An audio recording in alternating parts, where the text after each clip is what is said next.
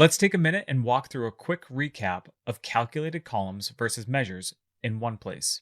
So on the calculated column side, these values are calculated based on information from each row of the table. They have row context.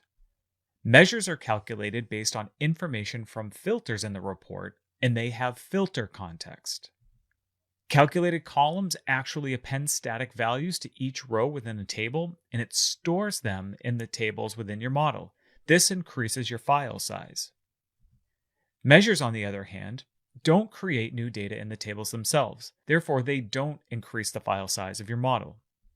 Calculated columns recalculate on data source refresh or whenever changes are made to the component columns in a calculation. Measures recalculate in response to any change to filters within the report. In other words, anytime the filter context changes, the measures update.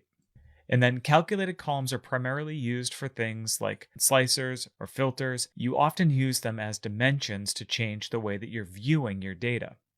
Whereas measures are almost always used within values fields of the visuals. So when you create calculated columns, they live inside the tables. And when you create measures, those measure values live within the visuals. So there you have it. Quick cheat sheet for calculated columns versus DAX measures.